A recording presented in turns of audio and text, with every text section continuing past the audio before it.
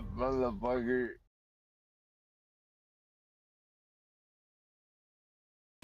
What's up? What's up, guys? What's up? What's up? Okay, well, let's do a little review, I guess, of what we did. So for the past quarter, all right, for the past quarter, late February, early March, told you guys to get into oil. Not February, what was it? Late January into oil. So that was like a month before the whole war kicked off. And then I told you get in software 2 weeks ago, getting all that software goodness. Okay, so let's say you traded both of them, right? That's like about if you went from bottom to top exactly. What was that? 150% gain, right? So that's like compared to everyone else who stayed in the S&P, did nothing, everything went sideways. And only recently we've gotten a gain from October. So was it 1.5% on the S&P right now? If you just held it through October, didn't do nothing. Yeah, that's what you would have got. So that's it. The whole point now is to figure out, why I told you to do what I did. So that's why the first step, the first basic concept, I think I reviewed this at least a couple times, 3 times, 4 times in January, is to look at ratios, okay? So this is a ratio chart of XLE divided by the S&P 500. So XLE is the energy sector of the S&P 500. Okay? So this is a weekly chart. And from around the I guess end of 2022, so kind of like during maybe the 6th month, 4th month, 5th month, I don't know, of the war with Ukraine, energy started to lose its performance, okay? It already started losing the performance in June of 2022, so already maybe 3 months into the war, it was already losing steam, compared to the rest of the S&P 500. Since October, however, you see that the S&P 500 was outperforming energy. So anybody stuck in energy, it was going sideways. All the oil, natural gas stocks started going sideways. The S&P continued on going up because tech started taking over. So anybody staying in oil and gas was like started to go down or sideways, you know? So if you just stuck around oil stocks and you had just had a portfolio, tons of oil stocks, but you never cashed out, you never put that money somewhere else for about 3 years, you went nowhere with that money, pretty much, or you lost something, or maybe you just gave up some profit. I don't know, depending on where you got in with the oil stocks. If you got in oil stocks like early COVID, you would still be in profit, but it's like you're just losing profit or not making any more profit. Time is money, guys. 3 years is a lot of time. Okay, you could have went to gold, silver, and then the next 3 years it would have went up somewhere, or you could have went to tech and then jumped into gold and silver in the last minute and made better money. Like you got to keep moving around. You got to keep moving around because this is the great time to move around because the stock market is so volatile. Like you see, like semiconductors last year up until January was the best play, from April. Okay, so let me show you that. All right, so let me show you that next. But the thing you want to look at is like, how do I tell it's about to break it? Because there were several times it was going to break. Like you see here in October 2023, it looked like oil was starting and natural gas was starting to get back, but whoop, nope, it came back down. So it started underperforming again.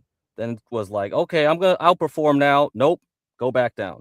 Okay, I'm going to outperform again, go back down. So 2023, October, April 2024, and then March of 2025 It looked like it was about to get slammed back down.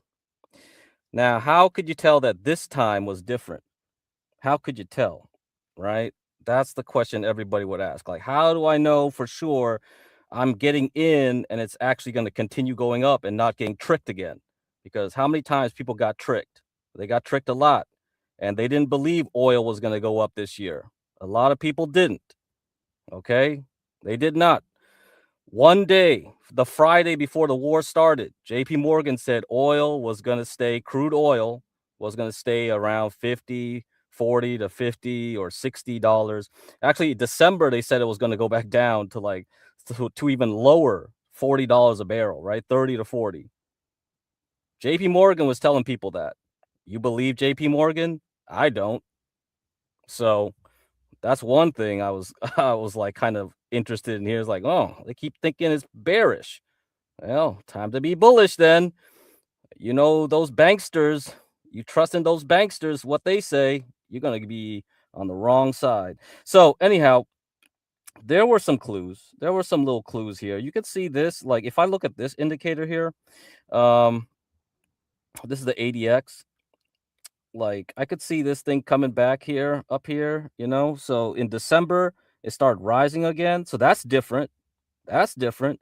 Every other time it went above, it went right back down. But this time it went up. It kind of went a little bit lower and then started going back up again in January. So it's kind of like, this looks interesting. Right after New Year's, it's starting to get better and better. So that was one clue. That's definitely one clue. So there are ways to look and see if there's some difference between here, and what we saw in late December into January. So that's one way. You can look at it from a technical way, okay? And I showed you so much other evidence, right? That's not technical. It was like you looked at the futures market, you could see like a lot of buyers from the oil companies were not hedging anymore. They were like really no longer hedging. That was a big signal right there. Like the big oil companies, the big traders, they were like, nope, we're not gonna short oil anymore because they usually have at least a minimum amount of shorting they have to do for protection because shorting the oil futures is insurance for them. So anytime oil prices go down below a certain level that they don't like because they'll start losing money on their businesses, they have to buy insurance and they have to protect themselves. So just in case oil went below $50 a barrel or 40, they would put shorts on the futures at those prices. Okay? But they didn't do that anymore. They were like reducing their numbers of shorts because so all the oil producers were already going into New Year's and then past New Year's, they were saying, we don't need the insurance. That's very confident. Why would you do that? Like, it's like me saying, like, well, I'm just going to reduce my car insurance policy because I just don't give a F. Like either I believe that like nobody's gonna hit my car and I'm gonna eat the loss. Like, you know, do the bare minimum car insurance. I do the bare minimum car insurance on my beater cars. That's why I love having beater cars because if they hit my car, I don't care. I don't care about it. It's done. That car, it was gonna be a lemon anyway in a few years. You hit my car, you trash my car, I don't care. The only insurance I get is like if I cause bodily damage, right? If I like hurt someone. But if you damage my car, then I eat the loss. But I don't care. The car was worth less than like 10 G's anyway. I don't give a fuck. 10 G's ain't anything. So that's kind of what they were behaving like. So what was going on there? Either they were being reckless, I doubt it, or they knew something was going to happen. Okay. Anyhow, that's one way of looking at it. Okay, let me read. What's going on here? They want that oil war economy. Pentagon. Yeah, I heard about that. What's up, Coach? KL. Yeah, what's up, Eric? What's up, Tropes? Okay. So glad. Yeah. You know, that's why gold, when it goes sideways, I don't know what it does. It's just like I don't want to trade that thing. Honestly, there's so many easier things to do. Like, I just go for the easiest thing to do, you know? I don't need I know gold is exciting when it goes up and down, but if I don't, like, really know how to time it, I'm not bothering to play it, like, that long. Like, I'll play it for, like, a little bit, but nothing serious, you know? But when you do something else, it makes more sense than you'd rather do something. Don't make your life harder than it needs to be, right? Going to Oracle and you could have rode that for like 30, 40, 50, 60, whatever percent. That like that's way easier to understand than gold and silver and man. Uh, I know the boomers they like to trade currency too. Currency trading is the worst. It's like, what the hell? It's like all you're doing is like trying to like measure how much okay, like currency, okay, it goes up and down by a penny, and then you're trying to like bet on that. It's like, what are you doing? That's just noise, man. Like boomers love currency trading back in the day. That was like their thing. Um, and everything was leveraged up, so you would make a lot of money or lose a lot of money just doing that. Okay, so the other thing to watch was semiconductors, right? So let's look at semiconductors divided by the S&P 500. So you can see most of the time since 2021 really wasn't really doing too much because either it was matching the S&P 500 going down, going back up compared to S&P 500, a little bit more juice in 2023, but then it went back down. So most of the action was during COVID, you know, so between the COVID stuff and 2021, the peak of the tech bubble in 2021, when the COVID, all that COVID stimulus stuff kind of died out, and then after that, it was just like, ugh, I don't know what to do now. The easy money's been made. Actually, the funny thing about it, when you look at that, like if you look at semiconductors, like look how it acts and behaves into COVID here.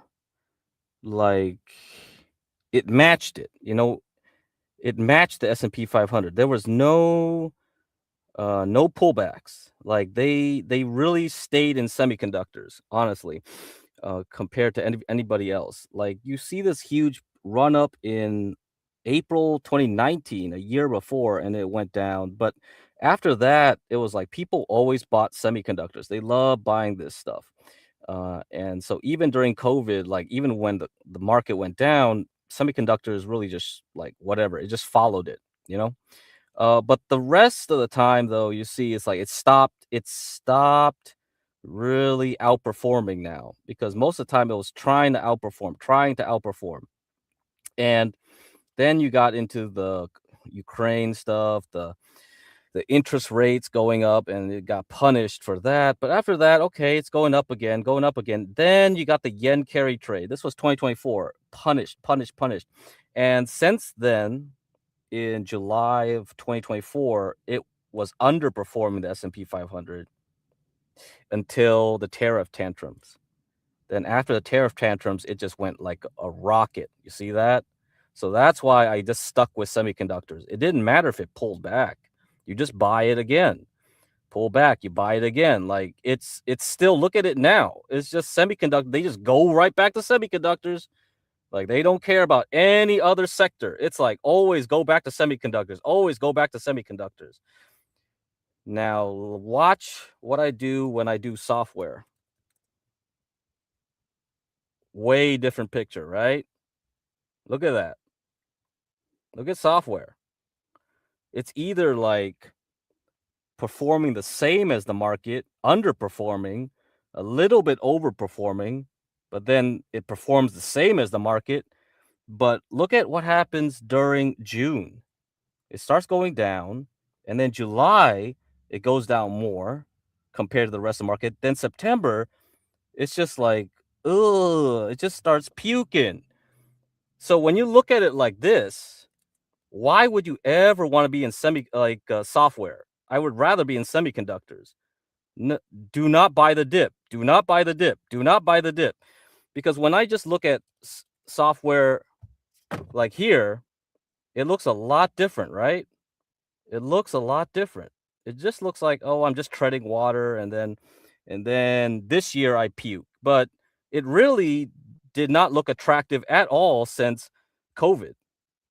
Like if you look at compared to the S&P 500, like I would just rather buy the S&P 500. I don't want to deal with this. This is pathetic. This has no edge here. There's no outperformance. Why would I buy any software company? I could just buy S&P 500 and buy and hold and not think about it. I don't want to buy something that underperforms. So this is what people do. People always compare whatever they buy to the S&P 500. If I can't beat the S&P 500, I don't get paid.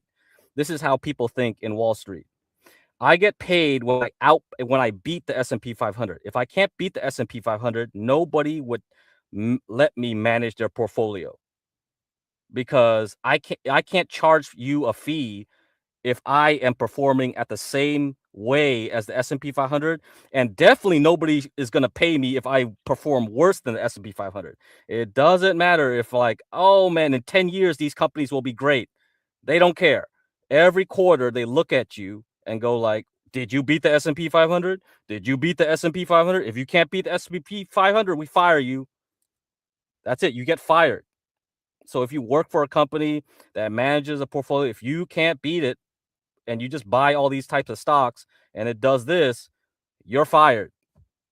Okay. So the title of the stream is like, how do you tell what's the turn of the tide, right? How do I know when to get in though? Like, is this the beginning of the change in character? Will this be the end of software underperforming? And now it kind of looks like how semiconductors looked in last year going into April of 2025, right? You look at software, it's going flat, it's not doing nothing, and then it starts puking. Okay. Now, after that, semiconductors outperform. So when I look at the ratio, right, it's underperforming. Now it's starting to change. And then since May, it started really going. And then June, you finally realize, okay, now in June, I realized semiconductors is going to outperform because now it's starting to move like this. So we want to figure out, is this the beginning of the change? Is this the beginning of the change? It's starting to change. And by June of this year, it's going to be outperforming. And then people are all going to run into software. They're going to chase it. Once they chase it, it's going to keep pumping. You see? Like all the late comers, they come in and they start chasing it. They pump it more. So then it's all psychology. It's like, I don't know what this software company's worth. Warren Buffett doesn't want to buy it. Like Warren Buffett will not buy software, even if it's down here relative to S&P. The valuation of software companies is still way too high for Buffett. But if you're just a trader, you don't care about valuations. You just look at psychology. Psychologically, this is terrible. This is like everyone's running out of there. Everybody doesn't want to touch this stuff anymore. Now they're on the wrong side of the boat because now it's changing. So that means we got to get in there because now it's going to be the next one that's going to go up in the next year. See? That's what we're doing. And that's how you make the money. It's all psychology. It just depends on how much I want to pay for something compared to someone else. I'm willing to pay for it at this price. I don't know what it's really worth. It's just whatever the price it is exchanging, right? Which line is it? It's the candles. It's the candles. This stuff is the moving average. Okay, let me get rid of that then. Okay, just look at the candles. That's it. Just look at the candles. This is the ratio. All right. Okay, so you look at semiconductors. Look at this, right? Ratio. This is a ratio compared. Okay. You see that? It's underperforming since July of 2024 into April. And then it started turning. Now I want to see if this is starting to turn. Are we ready to turn? Is this the beginning of everyone running back into software after they sold over here? All the people that bought here, they're going to see this go back and they're going to buy in, right? They're going to keep buying. They're going to keep chasing it. And that's it. That's how you make money because they're morons. All these people are morons. And as there's so many morons out there that's easy to make money. So as long as more suckers are born every minute, I can't stop them from being suckers. I might as well take advantage of it because JP Morgan goes on CNBC, says blah, blah, blah. They do that. They follow whatever JP Morgan, Charles Schwab, all those guys, they talk on CNBC, whatever they say, and they follow. And it's too late. Once they say something, it's too late. Or they're lying to you, or they're trying to do whatever. It doesn't matter. I don't. That's why I just look at charts. I just look at it. There's no bias here. I just see this. I know what's happening. I see what's going on. And so if we look at semiconductors, right? We just look at this.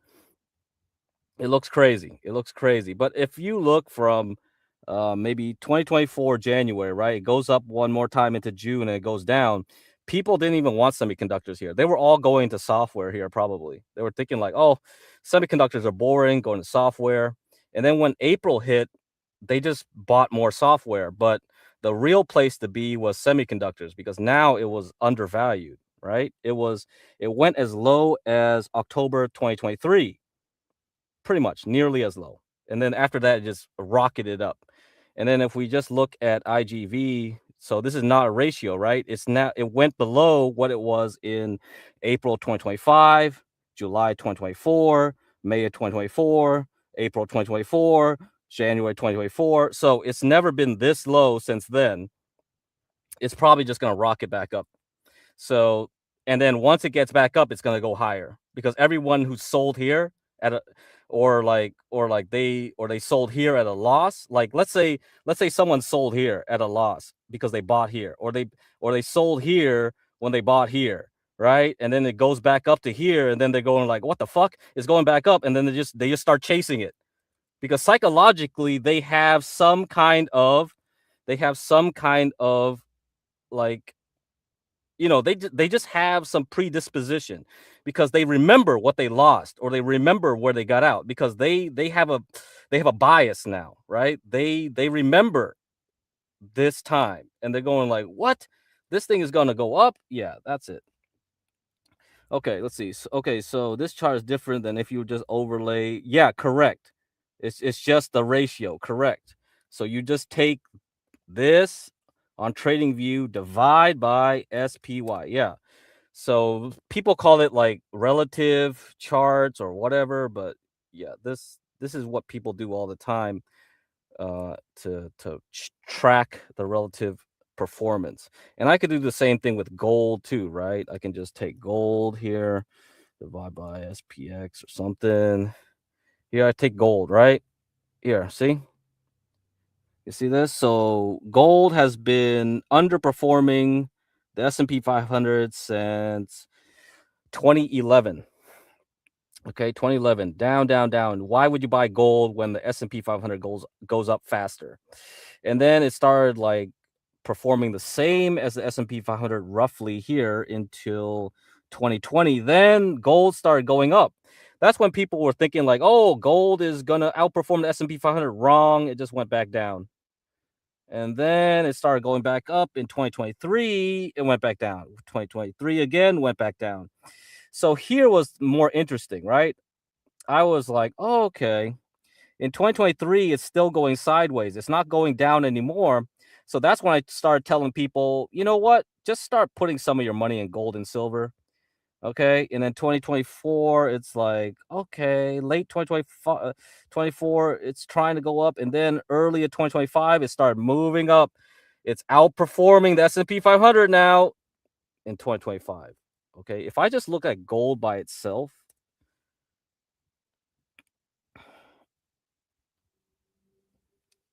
it already started moving, yeah, up here in 2024. It started breaking out. Then it started moving up. So it started moving up. So when you look at this, it looks a lot different, right? It looks a lot different. But again, I have to compare with the S&P 500 because the S&P 500 is the benchmark. The stock market in the United States gives you good gains every year, pretty much on average, about a 10% average. Okay, compounded annual gains. Okay, about 10% every year, roughly. That's very good. Okay, most stock markets would envy that. Most of the world's stock markets don't even act like that. So when gold is doing this thing here, just being boring, you're wasting time. You might as well just stay in the S&P 500 and then wait for the moment where it's ready to break out. Okay? So, yeah, ratios is one way to do it. So I hope you understand. I think it's very easy. Okay, so let's see how much time I got. So that's all I wanted to talk about mainly. Okay. Yeah, that's it. So I don't know. Looking at the S&P for, I mean the semiconductors. Let's see. Are we at the end? So we had our earnings. We had TSMC. We had ASML. They both went down after earnings, but people keep pumping other stuff in the semiconductors to make it go up. Broadcom went up while ASML went down, so that stopped it. I saw today, well, basically yesterday, if you're in the East Coast, Central Time or whatever, what was it? I think they were pumping AMD. AMD was being pumped while TSMC was going down. So I think right now, nobody knows really what to do. We have options expiration tomorrow, but it's not a big one. Okay, it's not triple witching. It's not a quarterly options expiration, and so it's probably not gonna be a big event. But I don't know because we're very far away from the max pain. We're very far away. A lot of the indices are very far away from the max pain. Uh, I I wouldn't necessarily be surprised if tomorrow all of a sudden all the stocks just went down because of some kind of stupid news. It wouldn't be very hard to push it down if they wanted to. So if early in the morning you hear something and then all of a sudden the market just tanks, I wouldn't have been surprised because everything now is way above the max pain. Okay, so that's something to watch out tomorrow. Netflix did report earnings after the close. It's down 9%. Netflix isn't a big stock though, okay, compared to everyone else. But it is the biggest earnings that people will watch this week, okay? And again, I warned that the way they were acting, they were pushing this thing right up into this resistance. And I would not have been surprised if it just pukes after. And it's like it's ripe, okay? It's just like, okay, you want to puke? Okay, puke then. I wouldn't be so shocked. But will it drag the rest of the market down? I don't know. I don't know if Netflix is like that important. Okay, not like Intel. Like if you get Intel to crash, see, yeah, they pumped up Intel too with AMD at the same time. So they're trying their best to keep like the S&P from doing anything crazy.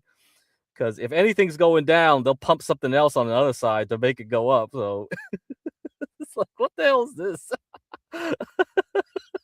Like this is something, right? They're just like, okay, yeah, keep buying Intel at 68. Like, where were these people when it was like below 30? It's like, what are you guys doing up here?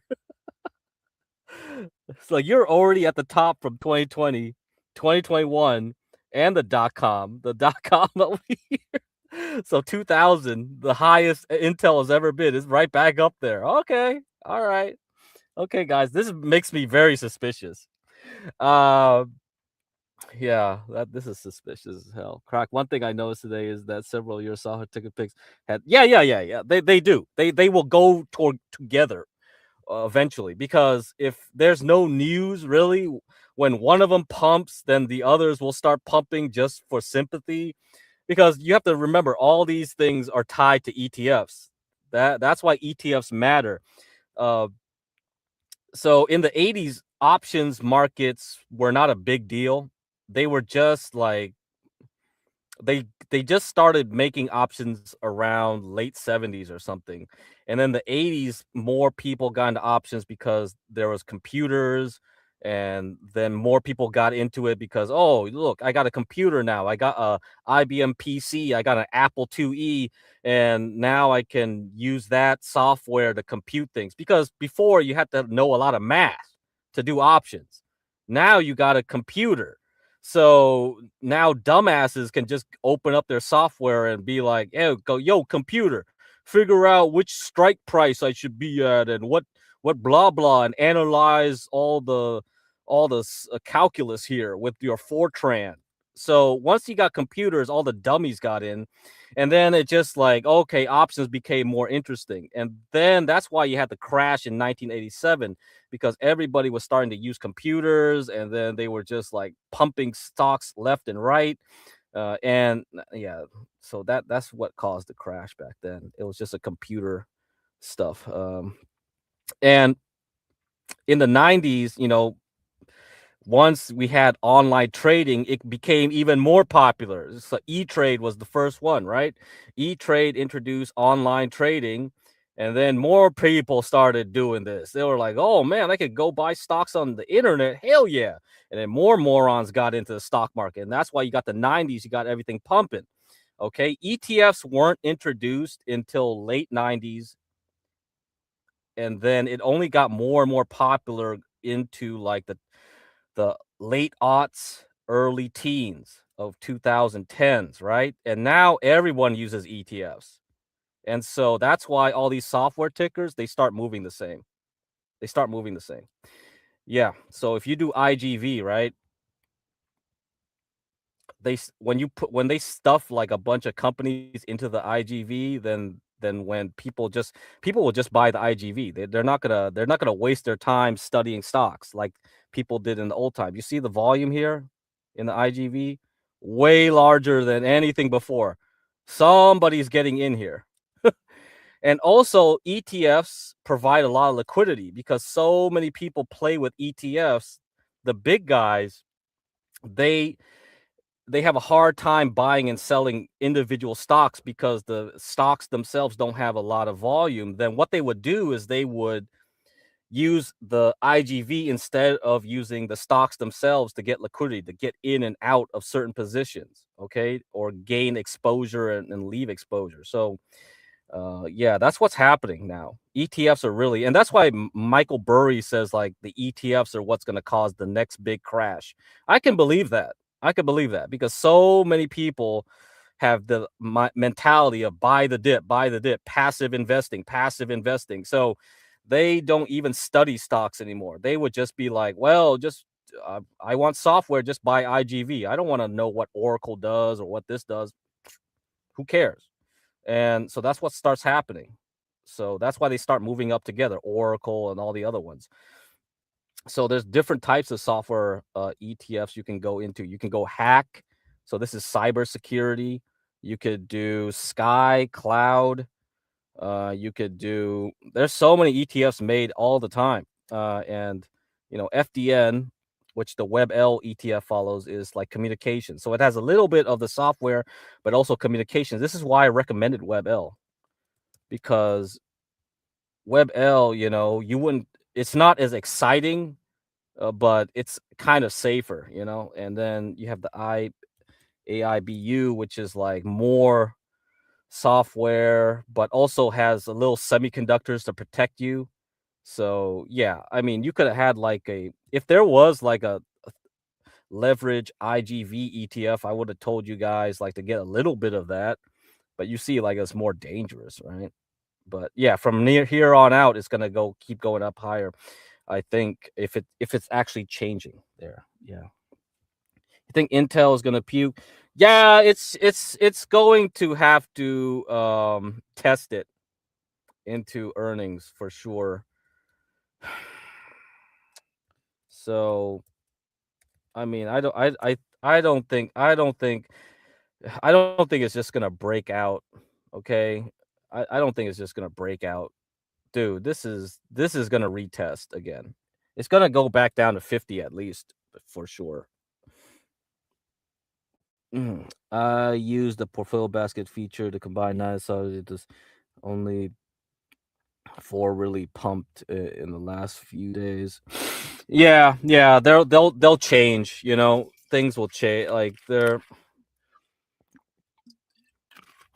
each of those individual stocks will hit some of their own individual resistances and they'll stop eventually. Only like Oracle and Cloudflare were like the ones that just kept kind of going up.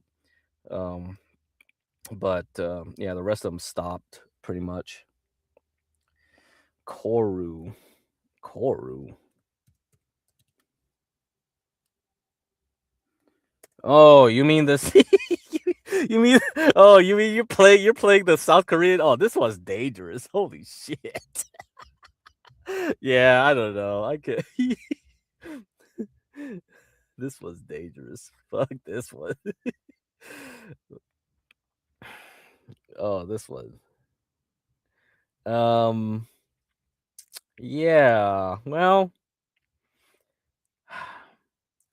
yeah, I mean South Korea yeah, better be careful. It's about to hit the resistance here. So Koru is 3x EWY. So EWY is almost gonna hit resistance. So Koru ain't gonna go much up further. Okay. Yeah. Yeah, good luck. Good luck. Ah, my God. Oh, you're not in it. Okay. Well, yeah. I mean, it's a fun one to play with, but uh eh. Yeah, South Korea is too dependent on oil. I don't know. I don't know. Right now, with all that drama, I don't know. Yeah, it's definitely fun to trade. I'm sure. I'm sure people are trading that shit. All right, guys, that's all I gotta talk about. I think I covered what I needed to cover, and then we can yeah go back to it. Should have been a year ago. Well, a lot of international stocks I did like, but since the drop here, we can compare like, okay, let's do SOXL compared to Koru. Let's do the two leverage. Okay. So for the most part, between April and December, semiconductors perform the same as Korea.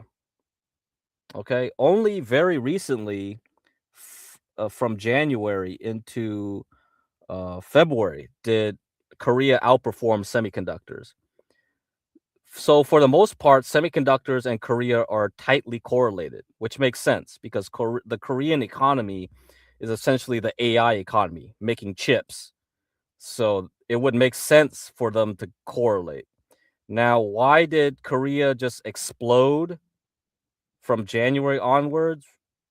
Well, it could just be a currency thing. Like I said, a lot of these stocks, when you buy international stocks, you have to also consider the dollar effect. If the dollar is doing something right, then it's gonna affect its attractiveness. If you look at the dollar got weak in mid-January. Okay, so that probably got a lot of investors excited about buying Korean stocks. They would got excited buying Brazilian stocks or Mexican stocks, any stock that was not in the US. So if the dollar gets weaker, then it looks more attractive to certain people to buy Korean, Mexican, Brazilian stocks. So you get that add-on effect. So Korea starts diverging from the US stocks, right? So that's probably what caused this. It was just because of currency. It had nothing to do with reality. Okay? So that's the problem with buying international stocks is that you not only have to pay attention to how companies do, but you also have to care about like the interest rates, the currency, forex exchange. So then it becomes like dealing with a lot of factors that, you don't really understand probably. And that's probably what caused this last minute blow up here. But for the most part, if you bought semiconductors, it's about the same, right? If you just look at semiconductors, it's like Yeah, it looks pretty much the same. Okay, yeah. So that's pretty much why. Now you understand. So you were thinking we test into next week? I think we have to. Yeah, we have to test everything now. This is the initial move we have to test. I mean, we're already at 7,000 on the S&P 500. That's a big psychological number too.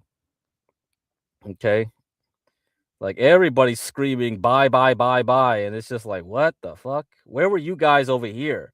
You guys were telling us sell, sell, sell, sell. Now you want to buy when it's already a little bit higher than it was like in February. Like, what the hell? I ain't buying that. I ain't buying that. For all I know, it's just gonna crash right down to 6,000 or something. I don't know. It's like, come on. No, so you have to be a contrarian. You can't follow the crowd.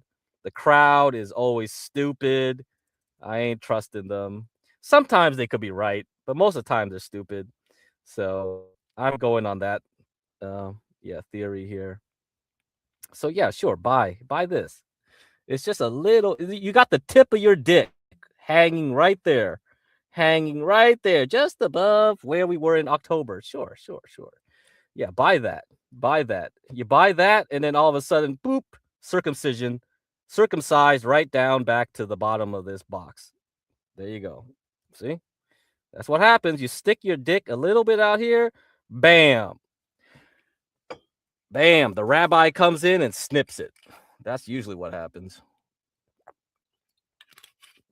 I played this game way too long. I know what's going to happen. Come on, fuck that shit. Man, come on. I've seen this movie before. All right, good. So let me see how much time we got left. I wanted to play some clips, man. So we got some fun stuff. We got some drama here. Man. Oh yeah, we got some drama. Let me. So Hurricane Parl's been causing a lot of drama. Fuck is genetic. That son of a bitch put me in the back just because I take shots at Grace once again, because Grace still talking shit, while meanwhile she's the same woman who got her ass beat by Ruby and called herself a pussy on Jack Simcut's panel. And speaking of Jack Simcut, shout out to Jack Simcut, known as Jack Talkcut, for timing me out on his chat like I give a fuck. Plus that episode was pointless anyway. Wait, you have Ruby Space Cake on the panel. I won't be surprised that Jack Simcut was jerking off while Ruby was on the panel. Like, he's the type of guy that, when he's on the panel, he plays with himself until he comes while having women. Oh my god! He's the type of nigga that does that. I don't have an issue with you. Hey, I'm just saying, Resto. I'm just saying because after what I went through, I don't even know who to believe anymore. I don't even know who to believe anymore. Like, dude is office mid. Okay. Hold on. Like I always keep telling y'all, never trust motherfuckers that don't believe in their words. Cockadox is the master of saying, I don't listen to women. I don't believe in women. Well, this motherfucker has women on his goddamn panel. Make that make sense. How the fuck? You saying that you don't listen to women, right? You don't believe in women. Well, you have women on your goddamn panels. How do you think these women feel? You know what?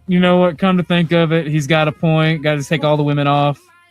Oh, Don't be mad at me that I noticed your gay. Got so much hair without us. Yep. I think what you just. Solid Snake. I can't do that. You have to talk to John. I don't have access to the YouTube settings, so only John can do that. Anyway, yeah. So this is what happened. This is what happened an hour ago. Here we go. I get that. Maybe don't they call those like an Uncle Tom or something?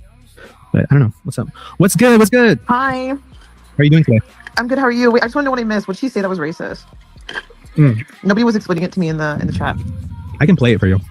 Please do. Give me a moment. Okay.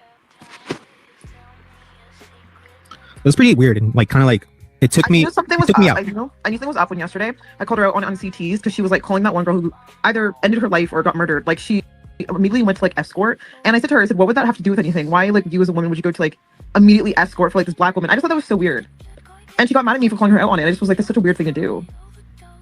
I think this is related to that moment. I think so. I'm not too sure because I don't know. I didn't watch what you are referring to. But here's the voice note. So she sent this to Imperious, and Imperious leaked all her messages pretty much.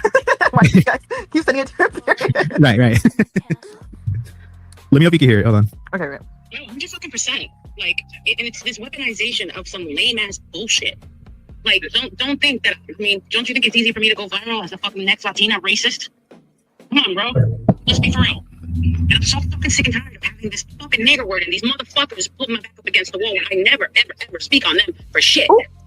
Roz came at the wrong time at the wrong motherfucking one. My dad's a watching bunker. It's the most racist human being in life. He calls black people fucking assholes. Okay? So he'd be proud of me if I went viral for racism. Don't test me, bro. Don't test me. Fucking bullshit. And the only reason I hold back and have respect for people like Andrea, I have respect for people like LG. You know what I'm saying? And I would hate to break their hearts because they're good girls. I'm not fucking racist, but I can't stand a fucking nigger, bro. Oh my gosh, you know what? I'll give Imperious this one thing. Shout out for Imperious for doing the dirty work, even though it's so crazy to me because why would you trust him out of all people to like go around just saying that? Like that's so crazy. Like, if you want to say it, I guess you can say it, right? But like Right. she got to CTs and she was like, I'm not a racist. I didn't hear that. That is fucking crazy. And isn't she in her 50s? Come on. I think she's close. Yeah, she's close to being at that age. What are we doing? You know what it is, Mooncakes?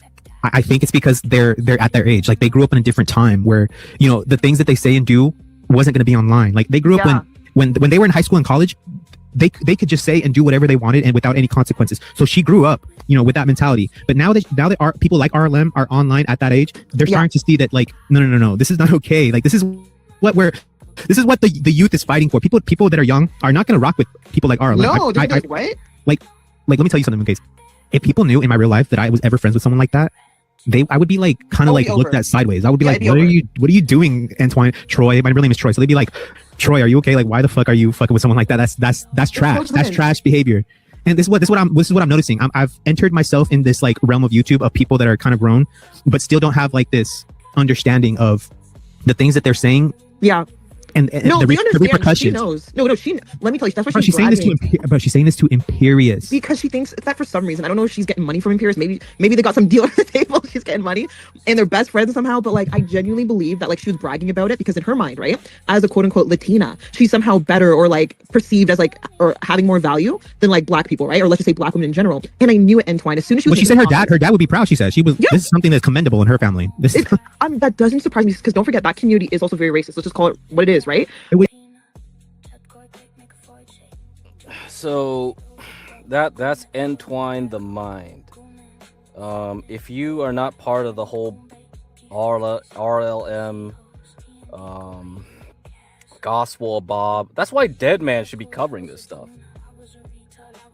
Yeah. She's married. She'll talk about it. That's why I'm playing this thing. She'll talk about it right now. She's married. She got a shotgun wedding in Vegas. Yeah, with her simp. Is that she perceives herself, but like, you know what? Now I don't feel bad about Art making fun of her for having no hair and the alopecia. Art, go harder. Like, I don't give a fuck. She is wearing wigs. Get her ass. Her ass. Yo, at this point, like, okay, so I feel like Ert's onto something because look, not only did she come out as like a closeted racist, like not only that, but Imperious showed me messages of her talking shit about me, and so I don't feel bad anymore. Like she told me, and I quote, she told Imperious that so like I'm not gonna hold back after this. Like I'm just not. She said, "Fuck them all, imp. Light a match and burn these fucking subhumans. I can't with the flippy floppy. I can't with the flippy floppy. I simp for Lenny and Imperious only." And then she put this. This is her remarks towards me. "Half human demon cave dwellers like Entwine disappointed me with his dumbass stream. I get why you are where you are after all these years. These motherfuckers shouldn't be allowed to breathe the same oxygen as me. Should have all been aborted." Oh, what the fuck did you do to deserve that? I mean, we beefed back then, but I thought we patched it up. And I made her intro to her damn YouTube channel. I supported her. I didn't get in between her and the Ert drama. I actually stayed out of it. Yeah, I stayed out of it because they were both my friends, and they actually both still got angry with me that I did that. They were both, even Ert came at me and was like, "Oh, I feel some type of way because you don't, you know." I do want to say something. Mooncakes. Imperious is in the back. I won't let him up unless. No, that's fine. I mean, Imperious. Okay. I'm not terrified shaking my boots of Imperious. He can say whatever he wants. Why would you have me sitting in back, you little ass pirate? Like, what are you doing? Me and Mooncakes are having a back and forth, and I know how you interrupt and stuff. I heard you married one of your simps. Is that true? Yeah, that is true. Are you here to say congratulations? Is it the one in Arizona? Vegas, but yeah, close. Yeah, that one. Whatever. That geek. Oh, Jesus. But that's gonna really be successful. Jesus Christ. Like, let me. This is my theory about it. My theory is is that you got caught up in all this drama, you got caught up in all this nonsense, and like you're like, oh shit, I'm getting older, I gotta fucking hook onto somebody, and this guy will simp for you and just take care of you. He's got a place already, so you just sit in bed and Sit in bed and like what? Just like chill. just sit there and play online all day. And he doesn't even want sex either. He's a fucking queer. Wait, she's got the perfect fucking play. No, she did the perfect thing. She married a simp who's too scared even when he's married to her to ask her to get a blowjob. Wait, she just said, Thank you, Maria. you're married? Yeah, I'm married. I'm married now. Oh, congrats. Thank you. Yeah, Vegas wedding. Very nice man. it's the Britney Spears wedding. Mooncakes. If you would have told me you were in Vegas, I would have so I have friends out there. It would have been such a turn up. Hell yeah! If you're ever in Vegas, I'm leaving in a couple of days. Oh, you're still there? Yeah, I have to leave in a couple of days. I'm going back to work, and I'm gonna focus on that. And then he's gonna move to Canada. Thank you, Mariah. And we're gonna figure that out and get a place in Canada. He's gonna sell his house and move? Yeah. Good God, you really got this simp, dude. Oh my God, you really cashed your chips on this. Buy property in Canada, and I'm hoping to like build a little farmhouse, do something a little bit more modern. That poor guy, dude. Wait till you dump his ass and he is left with nothing and he's in another country. Oh, this is gonna be real great content. This is gonna be great. Wait, Imperious, what? Like, what did you, what? No, she's gonna dump his ass, divorce him, then he's gonna be a citizen. He's not gonna be a citizen of the country, so they're gonna deport his ass. Because Canada, people think it's all nice and no. You go illegal in your Canada, they'll deport your fucking ass tomorrow. They don't have like that process shit. Once you get married, you have to, I think, stay married for at least a year. Or so. He'll have That's what I'm saying. You'll divorce him in about 8 months, take the property, you'll get to possess it while he's in America trying to fight for it, then you can sell it. Well, you know, this is what I'm saying. Like, dude, I know what goes on. Imperious is just giving her, like, what the fuck? Why are you giving her advice for this shit? God damn! Oh, man, this guy is gonna get divorce raped in 8 months in Canada.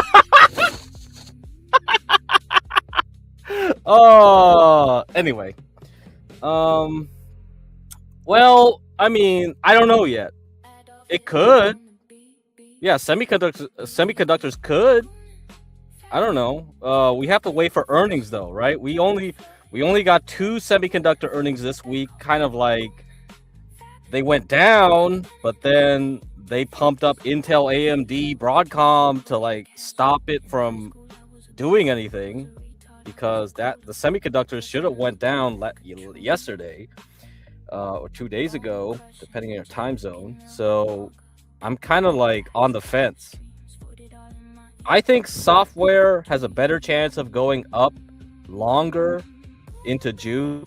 Semiconductors could just go back down, keep going sideways into June. And then when August rolls around, then everything goes back down. Okay? But if semiconductors does go up, software does go up, you know what? Everybody's going to be chasing the NASDAQ like crazy. NASDAQ would just go way higher into June, July, and then they'll make a bigger trap for October, November, into midterms. So if that happens, short the shit out of the market in July, August. Okay? But if semiconductors goes back down and software goes back up, then we're just going sideways again. The whole market, the whole S&P 500 is just going to go sideways, continue sideways. So basically we're going 7,000 right where we're at right now, go a little bit higher and then go back down to like 6,800, go back up to 7,000, go back down to 6,800. We're just going to bounce over there. We could just bounce below 6,800 and then maybe the range will be wider, but I don't know. Who knows? Yeah. So it's hard to tell because you're basically relying on earnings, which I don't want to predict. So yeah, that's kind of the problem. So anyhow, yeah, I don't know about the stock market, but hoes are very inflated. So 304s, highly overvalued. Okay, the prices of hoes are very high right now, very high. So let's look at what the NASDAQ 100 forward PE ratio is. So let's look at the NASDAQ. We're not talking about hoes anymore. 22.4x. Warren Buffett is not buying that. Okay, it has to be 15 or less. Warren Buffett ain't buying that shit. And before we went down from October, it was near 28.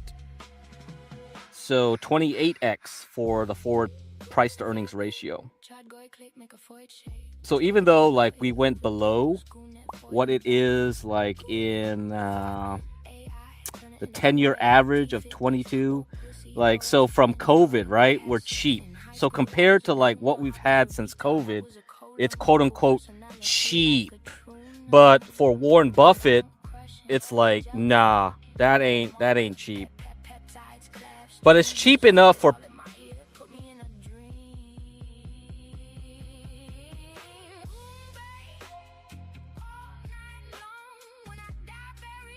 best time to make money, okay? Because bubbles go up fast, right? So that's why you see hoe inflation. All the simps come out and they want to get a hoe. That's why they're willing to pay. That's why bubbles are great to make money. So if you're a pimp, you're making a lot of money right now. Okay, so investors believing the stock market is overvalued plunges to the lowest level in more than 7 years. So the retail trader, the retail investor, they think everything's cheap right now. They think everything is cheap. Okay, so that's why bubbles are so good. You can, like, even though everything is overvalued, this thing will just go up like 100% more. Just cause. Why not? If everyone thinks it's cheap and they can buy it, they'll push that stock up higher. So, yeah, bubbles are a great time to make money. This is going to be a 1990s event all over again. Another .com. Love it. AI. Anything with AI is going up. Have you heard about the news? Like, there were like 2-3 companies that changed their whole company into AI. Like, there was a shoe company that said, like, we're doing AI now, and it jumped up 400% like 2 days ago. I was like, what? So all you gotta do is change the name of your company, change your stock ticker. You just put AI in it, and people will just automatically buy it. That's exactly what happened in the .com bubble. Any company was just sticking .com on their name. They just start talking .com on their name. And then the stock would just rally like 1,000% in a month. It's the same thing happening again. And that's why I tell you, technical analysis works. Technical analysis works only because human psychology always is the same. If human psychology still works the same way it does, I can just look at a chart, understand what's going on, and trade it. So I don't need to look at fundamentals anymore. People are stupid. They don't care. They're not rational. They're not going like what's the PE ratio of this company? Oh, what's the growth of sales to earnings, and what's the cash flow? They don't care. They just see AI and they buy it like monkeys. And that's how you make money. Yeah. That's it. Yeah, man. Crash is going to be wild. Yeah, Crash will be wild. It won't happen now yet, though. So we might as well have to get it. Yeah. I mean, maybe tomorrow I'll play some Stanley Druckenmiller. Stanley Druckenmiller actually bought the bubble, and he got burnt. And he shorted too early, too. He wanted to short it, too. He shorted early. He got burnt. Timing is the problem. Timing is always the problem. And that's why a lot of people don't bother playing the game, because they're like, I can't time it. I don't bother trying, whatever. So hopefully in this show, I give you some tips of how you would probably try to time it. And now that we got cycles, I have the DeMark stuff. I have way more advanced things than what I had before when it was like 2018. And so, hopefully one of you guys listen to what I say, and then you can take it further, because I think once you have this stuff and then you have the AI too to try to help you analyze it, you can combine everything together. You got fundamentals. Okay, AI can give you fundamentals now. You can just go to any search engine or ChatGPT or Grok, and you go analyze these companies for me. Tell me what the price to whatever ratios are. Compare everything to the other companies in their group. Blah blah blah.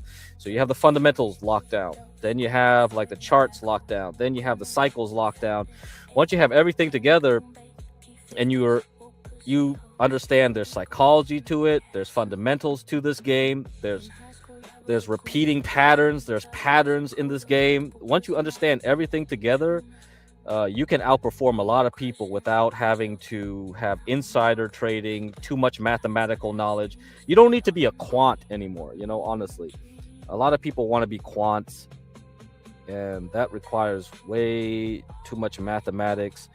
And I think a lot of people already can game that system well with the options and all that. So you're probably not going to beat a lot of people in that game. Okay, let me end it with this. Actually, let me read this article. How about that? Let me read this article first, and I can continue tomorrow.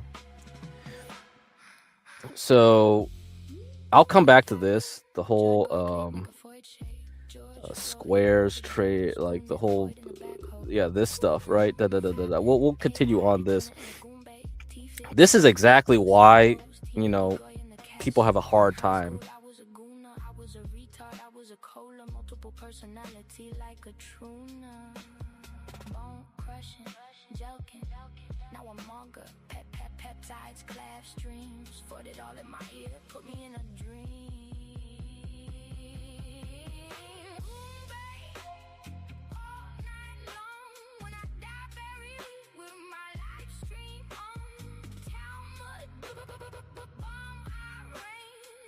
But it's tough. It's tough because it's all subjective. All this stuff is subjective, and that's why when we do the DeMark thing, hopefully it'll be easier.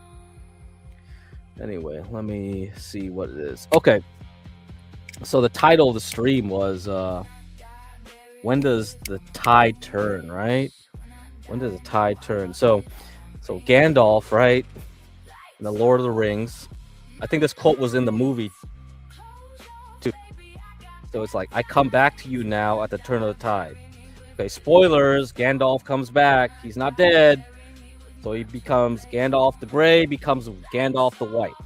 Okay?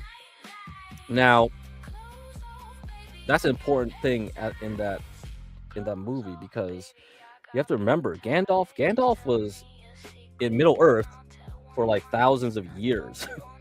I guess 1,000 years. I don't know. So how do I know when Sauron is going to lose? Because if I was bullish on Sauron, I would be bullish on Sauron from this time up to a certain time, right?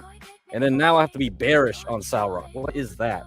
So I think that's why when you look at things like cyclically, everything has emotion, right? You have Old Testament God, and then you have New Testament God. They're two different gods, right? Or is it the same God with a different side? Because now we're in a different area.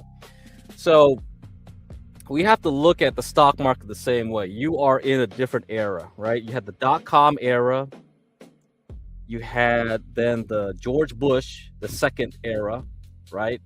And that at that time, it wasn't any more stock market. It was more real estate, gold, silver, oil. And then we entered into the GFC, post-GFC era, where we had zero interest rates, okay, 0% interest. And then we had a different era of stock market. That's when you see everything going towards semiconductors, right? And big tech. So that was this era. This era is about to end. Is this the end of the era? Where are we going now?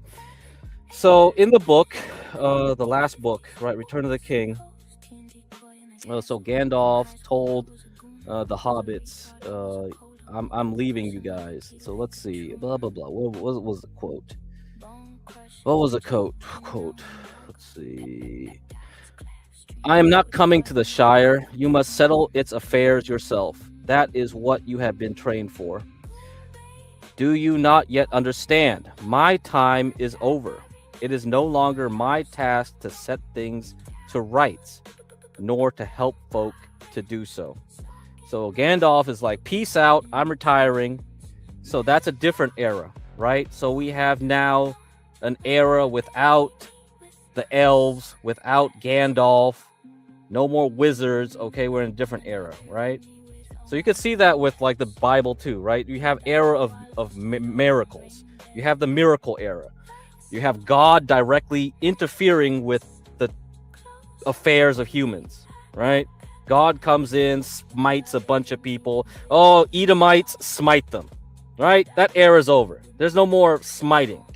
God has left the building. He gave you his son, and then he's out. Peace out. That's Gandalf. Peace out. I leave you. I'll come back some other time.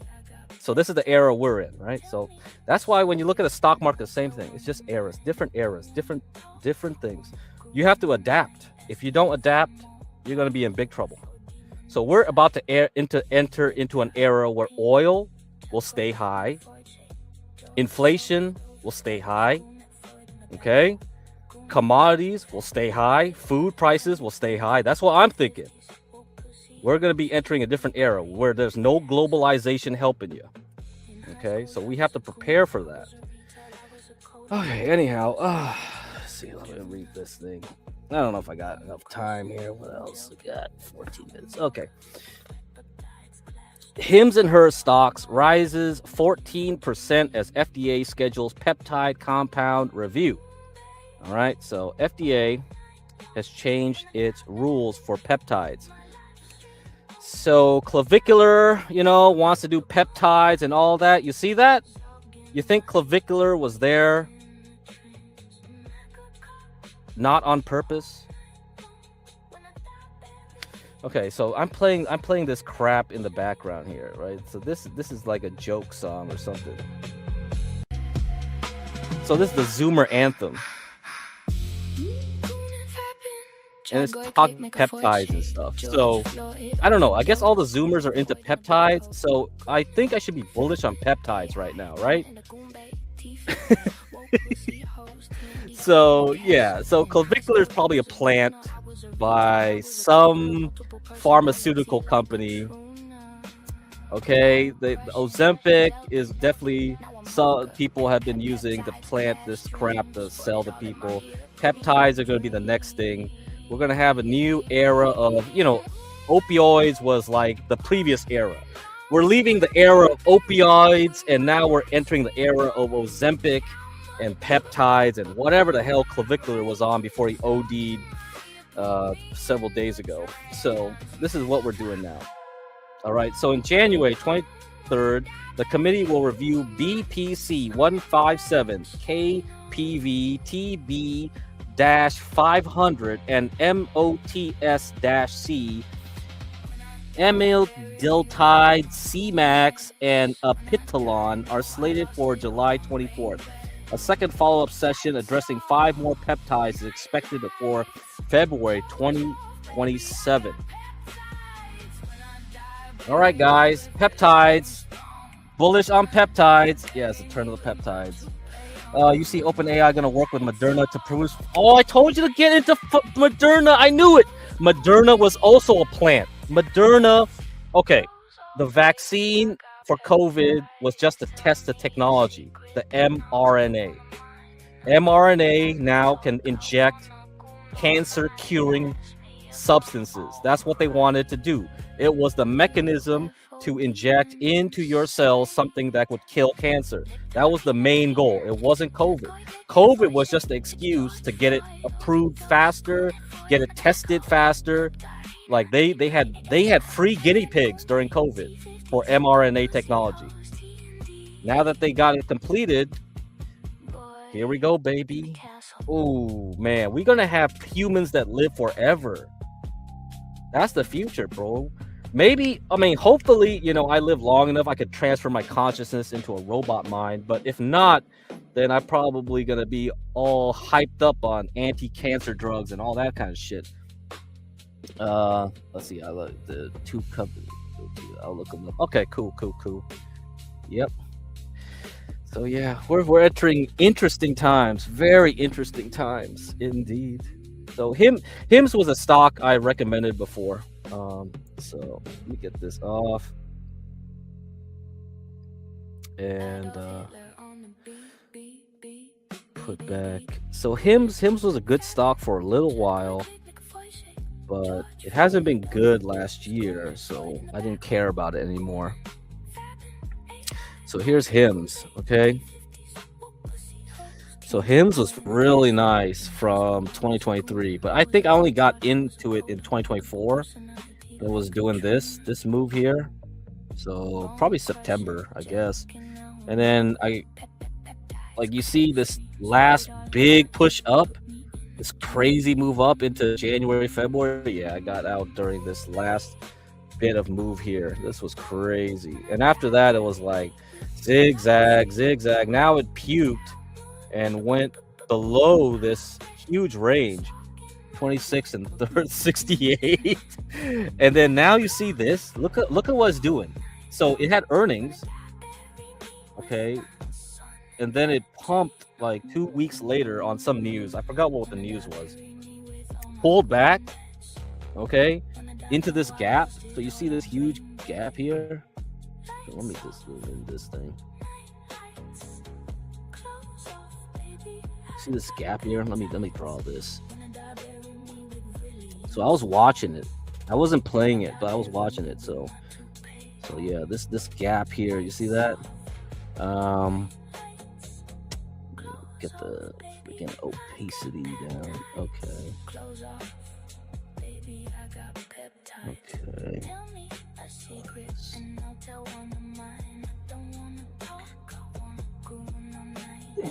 Oh man, I gotta do it this way. Come on.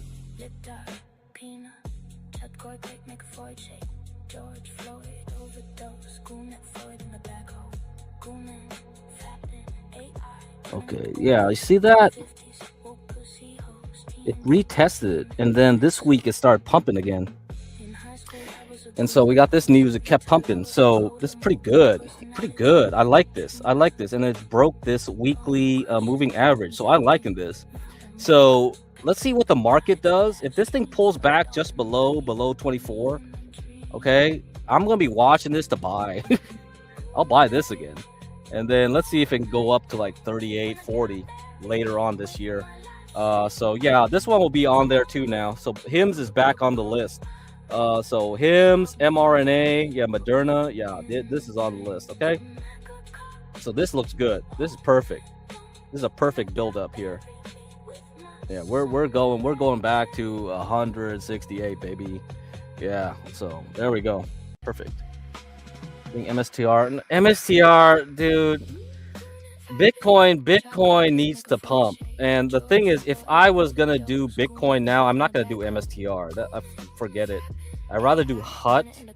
Okay, I'm going back into HUT again. HUT is good. HUT, Core Z. Okay, Core Z or IREN. Okay, and IREN. Okay, these three. All right, because the reason why is because those three have AI too. So it's not only Bitcoin, it has AI. So MSTR, MicroStrategies only does Bitcoin. They never shifted to AI. Michael Saylor is always late, man. He's like, he gets into Bitcoin when it's late.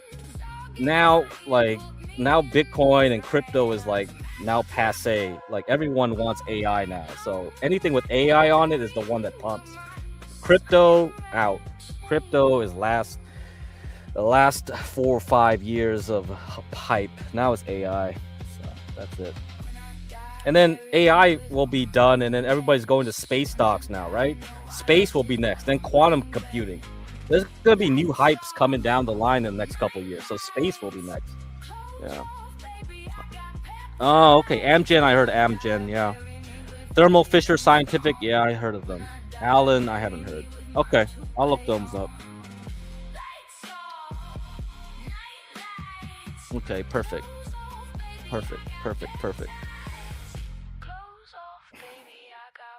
Yeah, I'm definitely gonna have to look at healthcare stocks. I've started looking at them. So Moderna has been my first pick. Yeah, TMO. Yeah, I know the ticker for them. Yeah, I played it during the COVID. Yeah, because they were making all the needles and all the little things for everything. Yeah. Yeah, Amgen's a big component of the biotech. Yeah, Amgen's right here. Okay, good. Yeah, we'll see. Seems like it's been AI. Yeah, but it's different kinds of AI, right? First, they were like NVIDIA. Then it starts spreading out to everything else in the semiconductors. Then it's like, okay, what about software? Where's the software at? Well, they tried to get into software early. They got burnt. Now everybody's going to software again. That's why I'm thinking it's going to happen, software, right? And then you have the memory too. Memory happened late last year into now. And then optical. Optical is getting a lot of hype. So they're looking for more optical companies. It's not just Lumentum. They're going to go and look at other things. Lumentum has been a skyrocket, right? So what kind of AI are we talking about? And then once they're done with that, they're going to look at energy, right? So Bloom Energy got pumped, okay, like this week or last week. See? So energy. So we got to look at nuclear energy, natural gas energy. AI is a lot broader because they require data centers. AI is not just software. That's the problem.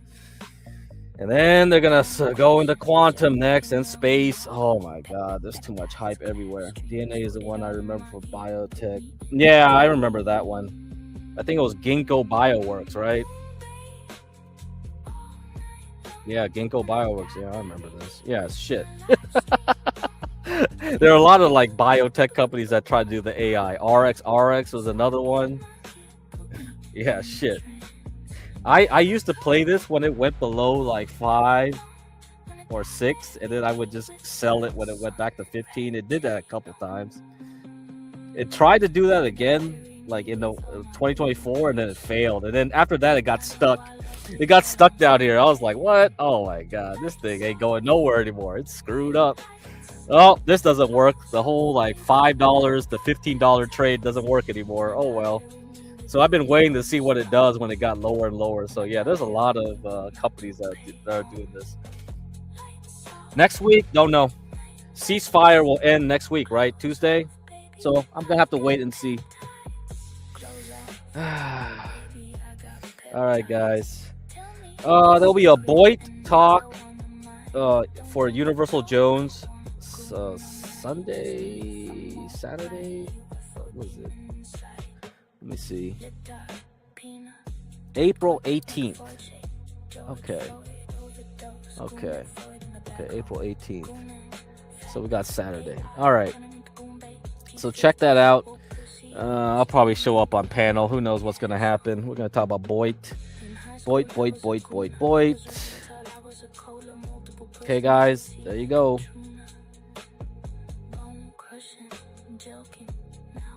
5:30 Eastern.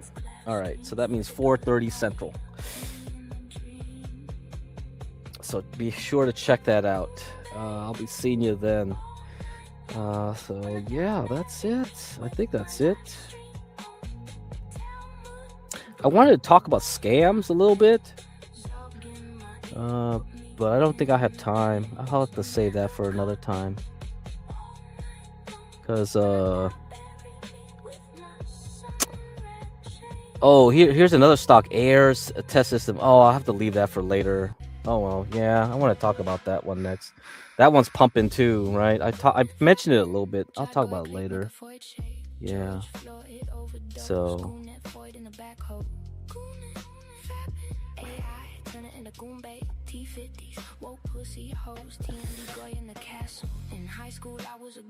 Yeah, so let me see. Yeah, I wanted to mention the scams, but I'll have to save that for later. Because there's a lot of scams going on right now. Outside the Somali stuff. Yeah, UJ covered the Somali stuff. Universal did. And, you know, one of the things with the end of Empire, we're coming up to the 250th birthday of America, right? 250th birthday of America. So I think when we look at how like the money is debased, right? The Roman Empire debases its currency. You see a lot of scams happening. That's really the sign that things are gonna go bad. Yeah. Oh, playlist for YouTube. Yeah, I have to get on that. So yeah, I'll have to get on that on my channel then. Yeah, but that's about it. So that's why the thumbnail was what it is. So that's the course of history, paintings.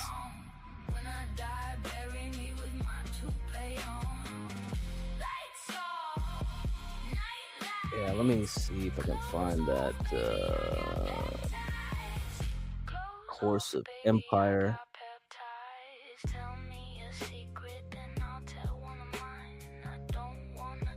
Yeah, here it is.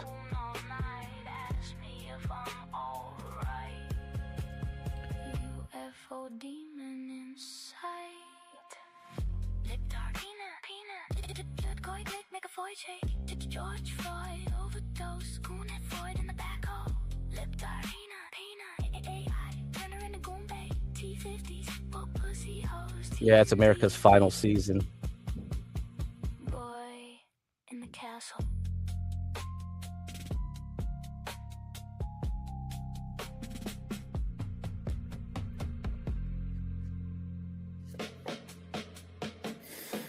Oh yeah, okay. Yeah, I'll have to talk about it tomorrow.